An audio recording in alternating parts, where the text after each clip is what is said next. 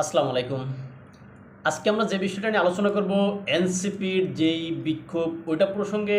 আসলে এনসিপির যে বিক্ষোভ বর্তমানে চলমান, ওই বিক্ষোভের মূল উদ্দেশ্য যেন আওয়ামী লীগকে নিষিদ্ধ করা। আর আওয়ামী লীগকে নিষিদ্ধ করলে আসলে ওই যুবলীগ বা স্বেচ্ছাসেবক লীগ সবই নিষিদ্ধ হবে, তাদের থিওরিটা এরকম।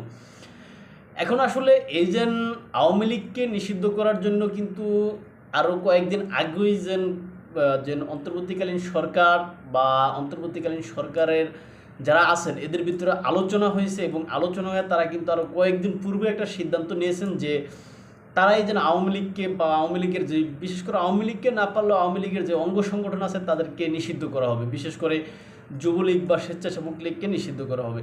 কিন্তু এটা তো সরাসরি ডক্টর মোহাম্মদ ইউনূস নিজে থেকে করে মানে দিতে চাচ্ছেন না, কেননা এখানে তিনি একটা ইস্যু তৈরি করতে চাচ্ছেন। ইস্যুটা হয়েছে এরকম যে এটা যদি তিনি সরাসরি এইভাবে না করে তিনি যদি তার যে মানে সহযোগীরা আছে বা তিনি যাদেরকে নিয়োগকর্তা বলছেন যে তারা নিয়োগকর্তারা আছে, হ্যাঁ, এখন তাদের দ্বারা একটা চাপ তিনি অনুভব করতে চাইতেছেন বা চাপ নিতে চাইতেছেন, যে চাপটা তিনি বিশ্বের দরবারে বা অন্যান্য মানে বিভিন্ন পক্ষকে দেখাইবেন যে দেখো আমার উপর একটা চাপ আছে, এই চাপের কারণে আমার এটা করতে বাধ্য হয়েছি আমি। এখন এখন এই যে চাপটা তিনি নিজে সৃষ্টি করাইছেন তার যে সহযোগীরা আছে, যে এনসিপি নামক দল, তাদের দ্বারা।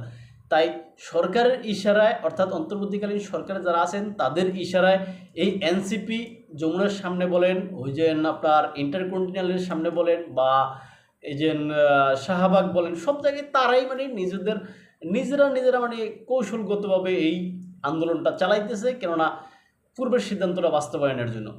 এখন এখানে বিশেষ করে বিএনপির একটা আছে, বিএনপি এখানে সরাসরি ইনভলভ হচ্ছে না এখনও, যে আওয়ামী লীগ নিষিদ্ধ হোক বা যুবলীগ নিষিদ্ধ হোক বা এই আপনার এই যে স্বেচ্ছাসেবক লীগ নিষিদ্ধ হোক, এই বিষয়ে বিএনপির অবস্থান এখনও স্পষ্ট নয়। তাই এই কারণে সবাই মিল্লা যতগুলা এই যে চরমনাই বলেন, জামাত বলেন বা অন্যান্য XYZ এনসিপি সবাই মিল্লা এখন এই যে দলকে, আওয়ামী লীগ নামক দলকে নিষিদ্ধ করার যে দাবি তুলছে, এখানে শুধুমাত্র বিএনপি একমাত্র তার বিপরীত দিকে অবস্থানে আছে, অর্থাৎ বিএনপি তার আনুষ্ঠানিক প্রতিক্রিয়া জানায়নি।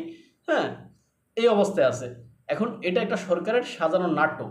এখন এই সাজানো নাটকের অংশ হিসেবে তারা এই যে আইবি রহমানকে, সেলিনা হায়াৎ আইবি, তার মতো একজন ক্লিন ইমেজ সম্পন্ন ব্যক্তিকে গ্রেপ্তার করা হয়েছে।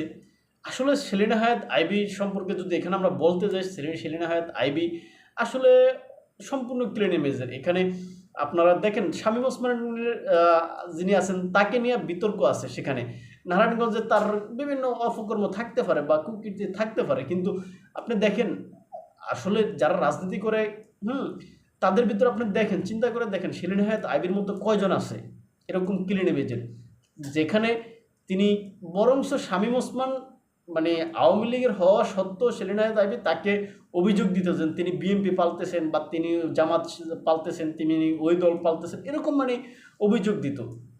সেই সেলিনা হায়াৎ আইবি অর্থাৎ সবাইকে তার যেই তিনি যেহেতু মেয়র ছিলেন, তাই তার অধীনে বা তার যে ইয়ার ভিতরে আপনার কি বলে তার যে জনসাধারণ ছিল সবাইকে তিনি ওইভাবে আগলে রাখছেন।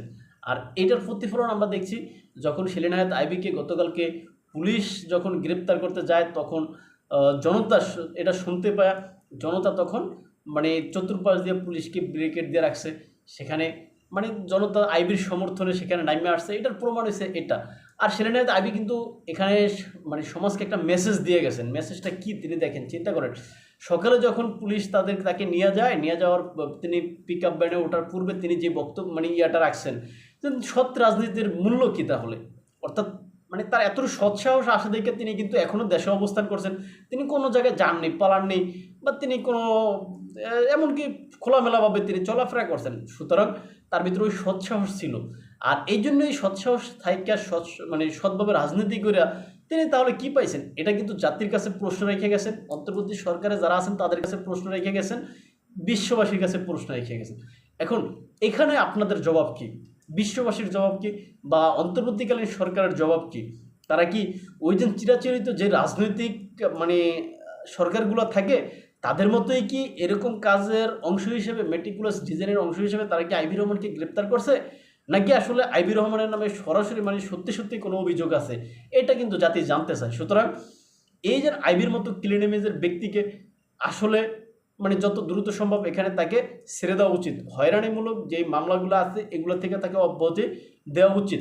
কেননা আপনারা জানেন নারায়ণগঞ্জে যে সেই সবচেয়ে আলোচিত যে ঘটনা ছিল একটা ত্বকী হত্যাকাণ্ড কিছুদিন পূর্বে, এই ত্বকী হত্যাকাণ্ডের যেই আপনার বলা হচ্ছে দায় হয়তো শামীম ওসমানের দিকে চাপানো হচ্ছে বা আওয়ামী লীগের দিকে চাপানো হচ্ছে, কিন্তু এই ত্বকীর ভাবাতামায় আইবি রহমানের পক্ষে একটা বিশাল স্ট্যাটাস দিয়েছেন। সেখানে তিনি আইবি রহমানকে মানে একজন মানে ক্লিন ইমেজের ব্যক্তি হিসেবে এখানে তুলে ধরছেন। সুতরাং সেখানে মানুষের যেই আবেগ বা মানুষের যেই মানে সমর্থন এবং ত্বকীর বাবা তার যেই সমর্থন, এগুলো থেকে আসলে বিশ্লেষণ করলে এটা বোঝা যায় আসলে। এবং আইবি রহমানের যে সৎ সাহস সব কিছু বিবেচনা করলে এটাই বোঝা যায় যে আইবি রহমান আসলে একজন সৎ রাজনীতিবিদ ছিলেন। সুতরাং এই সৎ রাজনীতিবিদদেরকে আপনার ওই কোনো মেটিকুলাস ডিজাইনের অংশ হিসেবে গ্রেপ্তার না করে তাদেরকে সুন্দরভাবে রাজনীতি করতে দেওয়া উচিত। তাই ভালো থাকবেন সবাই, দেখাবো অন্য কোনো ভিডিওতে অন্য কোনো বিষয় নিয়ে। আসসালামু আলাইকুম।